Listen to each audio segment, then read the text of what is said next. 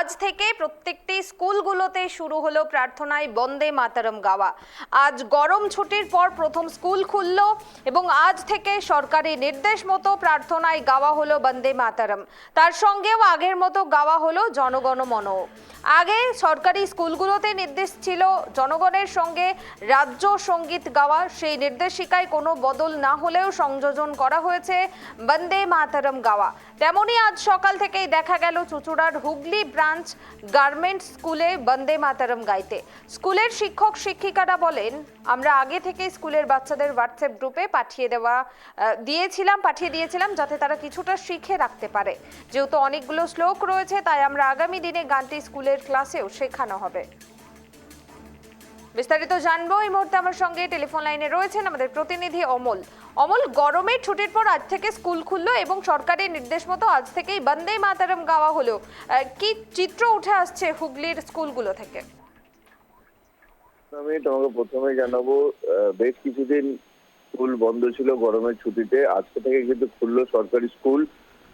প্রথম দিনই যে নির্দেশিকা রাজ্যের পালাবদলের পর থেকে দেওয়া হয়েছিল যে বন্দে মাতরম গান কিন্তু এখানে সংযোজন করতে হবে। আগে যেমন জনগণ মন অধি যে গানটা গাওয়া হতো, তার সাথে সাথে রাজ্য সঙ্গীতও গাওয়া হতো।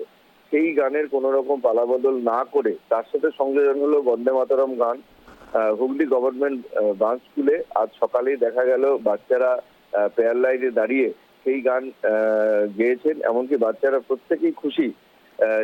শিক্ষক শিক্ষিকারা এর আগেই তাদের হোয়াটসঅ্যাপ গ্রুপে এই গানটি পাঠিয়ে দিয়েছিলেন, কারণ এতে অনেকগুলো শ্লোক আছে, মুখস্থ করার ব্যাপার আছে, তাই সেখানে একটু হলেও সুবিধা হয়েছে। কিন্তু ছাত্ররা জানান যে অনেকগুলো শ্লোক থাকাতে তাদের একটু অসুবিধা হলেও কিন্তু গানটা গাইতে ভালো লাগলো।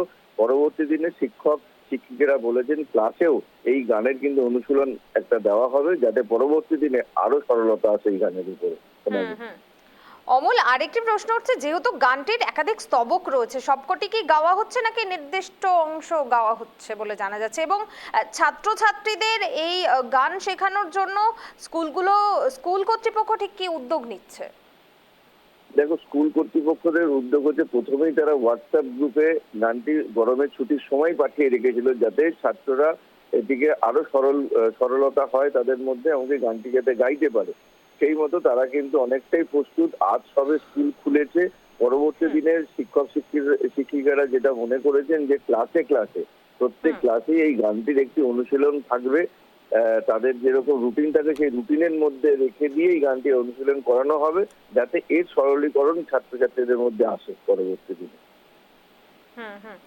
অমল, আরেকটি প্রশ্ন, এই যে প্রার্থনা সভায় যে গান গাওয়া হচ্ছে, সেক্ষেত্রে কোন ক্রমে? প্রথমে কি বন্দে মাতরম গাওয়া হচ্ছে তারপর জনগণ মন অধি, নাকি প্রথমে জনগণ মন অধি গাওয়া হচ্ছে তারপরে বন্দে মাতরম? দেখো, আগেই হচ্ছে বন্দে মাতরম গান থেকে শুরু করার কথা। বন্দে মাতরম গান থেকেই শুরু হয়েছে, এমনকি পরে গাওয়া হচ্ছে জাতীয় সঙ্গীত। ছাত্রছাত্রীরা এতে কিন্তু বেশ কিছু খুশি আছে। বেশ ধন্যবাদ অমল। অর্থাৎ গরমের ছুটির পর আজ থেকে স্কুল খুলছে সরকারি স্কুলগুলো, আর তারপরেই সরকারি নির্দেশ মতো আজ থেকে স্কুলগুলোতে শুরু হচ্ছে বন্দে মাতরম গাওয়া। কিন্তু আগের মতো জনগণ মন অধিও থাকছে, যে গান এতদিন প্রার্থনায় গাওয়া হতো, অর্থাৎ প্রথমে বন্দে মাতরম গাওয়া হচ্ছে, তারপরে কিন্তু জনগণ মন অধি এই গানটি গাওয়া হচ্ছে। স্কুলের শিক্ষক শিক্ষিকারা তারা জানাচ্ছেন যে আগে থেকেই হোয়াটসঅ্যাপ গ্রুপে এই গানটি পাঠিয়ে দেওয়া হয়েছিল সমস্ত অভিভাবকের কাছে, যাতে বাচ্চারা কিছুটা হলেও শিখে রাখতে পারে, যেহেতু অনেকগুলো স্তবক রয়েছে। এবং আগামী দিনে এই গানটি স্কুলের ক্লাসেও শেখানো হবে বলেই উদ্যোগ নেওয়া হচ্ছে স্কুল কর্তৃপক্ষের তরফে।